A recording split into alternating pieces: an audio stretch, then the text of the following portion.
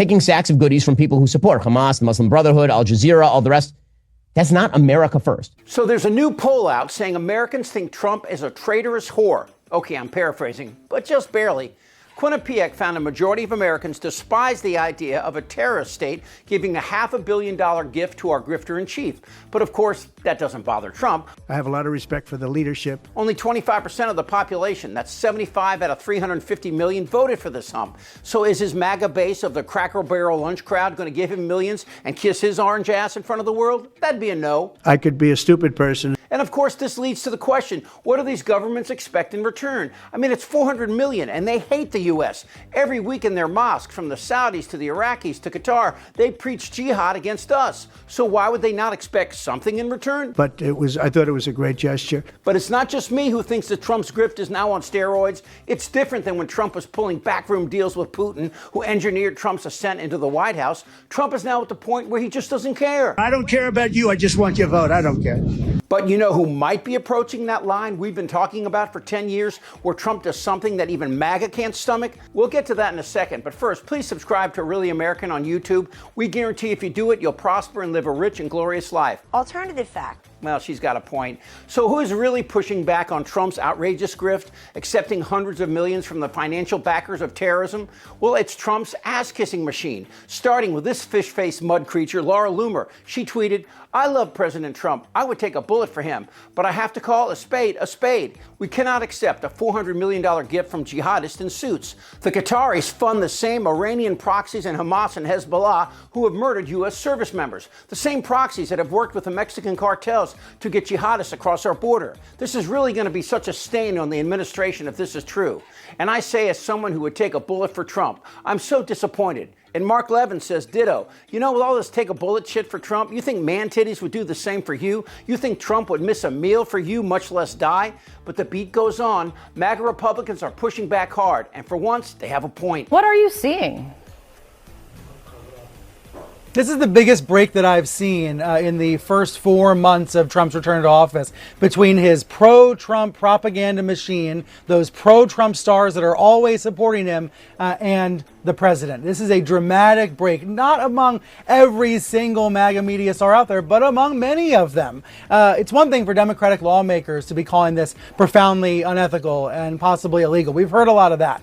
But some MAGA media commentators are saying the same things. In the past 24 hours, we've heard prominent pro-Trump media stars call this plan to accept a jet from Qatar to use as Air Force One a, quote, bribe, a grift, and a stain on the administration. And this is even coming from figures like Laura Loomer, of the far-right provocateur, who has a direct line to Trump. I mean, these are people who are usually steadfast supporters of the president, but in this case, they're speaking out against the deal. My problem with taking this plane from Qatar is I do not think the President of the United States of America should sit and fly on a plane purchased with the same money used to murder American citizens.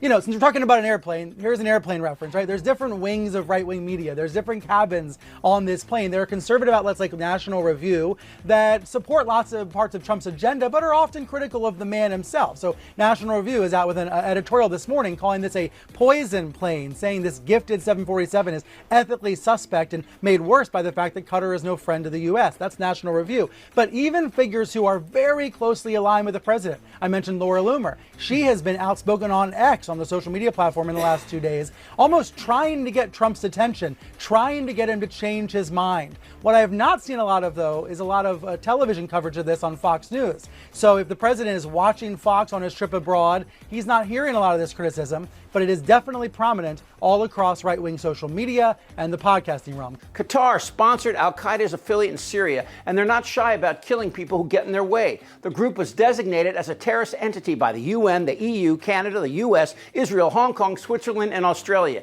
But do you think that bothers Trump? No. But challenge him on it? Mr. President, what do you say to people who view that luxury jet as a personal gift to you? Why not leave it behind? You're ABC fake news, right? Why not? It's only ABC. Well, a few of you would. Let me tell you, you should be embarrassed asking that question. And the MAGA cuckolds of Cruz and Rand Paul actually summoned up the courage to say something. Let me ask you about this note, Senator.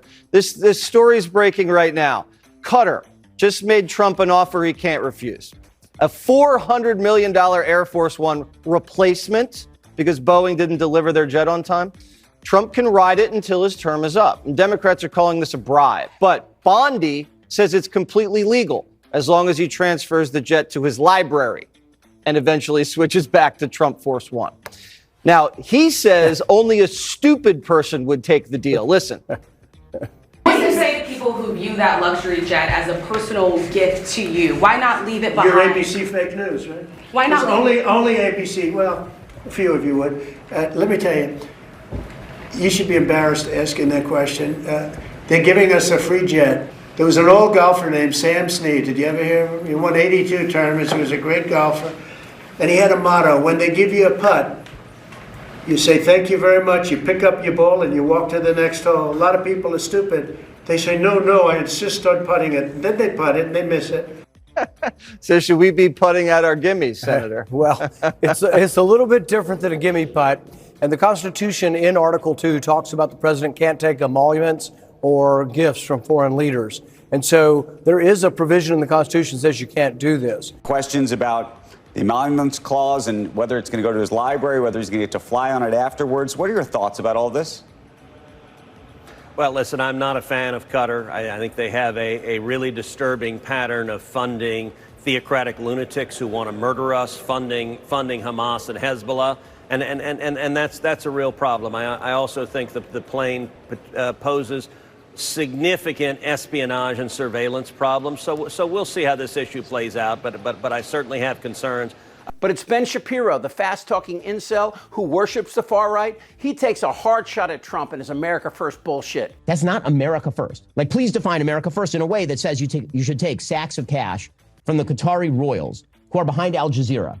It just isn't America First in any conceivable way. And the list goes on. Nikki Haley says if this were Biden, we would be furious. Of course you would. You'd be blaming it on Hunter's dick. There is no way that the American people are going to vote for a convicted criminal. They're not. So I will be voting for Trump. Of course, Trump says he's going to donate the plane to his personal library after leaving office. But really, if he doesn't, who's going to stop him? You should be embarrassed asking that question. And this isn't the first time. There are other Trump-related deals with Qatar. Last month, Trump struck a deal to build a luxury golf resort there. The project would be built by a Saudi Arabian company. So what does Qatar want in return? Has Qatar asked for anything in exchange for that $400 million luxury jumbo jet? And how can the American people be so sure that they will not in the future? Well, I think what happens with the plane is that, we're very disappointed that it's taking Boeing so long to build a new Air Force One. We have an Air Force One that's 40 years old. All right, so just wait a second. Trump is telling American companies to either stay here in the U.S.